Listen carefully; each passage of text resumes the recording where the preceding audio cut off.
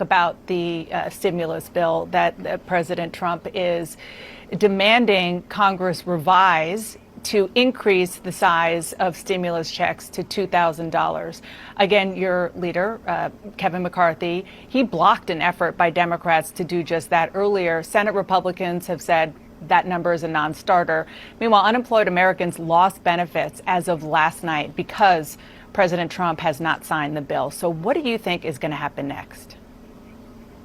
So this just shows the chaos of the whole thing. I was on a call with Secretary Mnuchin, and he had talked about getting to this point, having negotiated, presumably on behalf of the President of the United States. That was his person at the table. They came to an agreement. I mean, none of us totally like the bill. It's the nature of legislating. You're not going to end up with anything perfect. But we passed it because this was the agreed upon number. It's what the president negotiated. And then for him to come out and say, now I'm going to veto it for the $2,000 checks, fine. If you want to make it $2,000 checks, negotiate that from the beginning.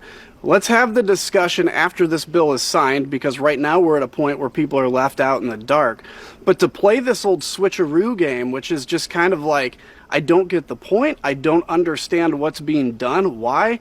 Unless it's just to create chaos and show power and be upset because you lost the election. Otherwise, I don't understand it, because this just has to get done. Too many people are relying on this. We have worked hard. We should have had this done a lot earlier.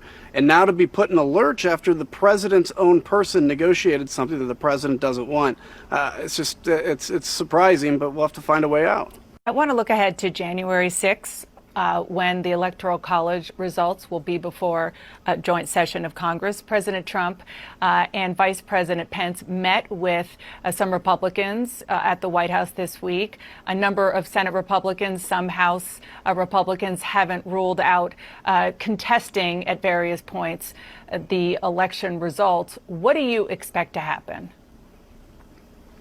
I expect there'll be a little chaos. This is a scam, though. I mean, to explain to people that somehow Congress can overthrow the certified results of every state, that we can change an election outcome when there was not a single court case that had any legs. I mean, even if you believe that somehow the courts were, inept in this whole process, if somehow you believe that this whole election was stolen, the reality is there is no impetus to overthrow an election even if you want to, and there's no ability to overthrow an election even if you want to.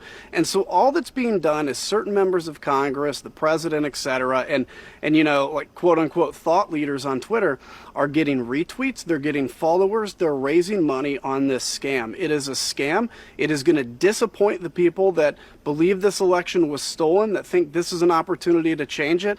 But instead of being disappointed in the people that led them on this grifting scam, they're going to somehow, try to convince these people that it was, I don't know, what's the new word, the rhinos in Congress or something like that, and not the Constitution that prevents this from happening in the first place. We talk about the Constitution, we have to follow it, and I'm sorry if that doesn't mean that the outcome was what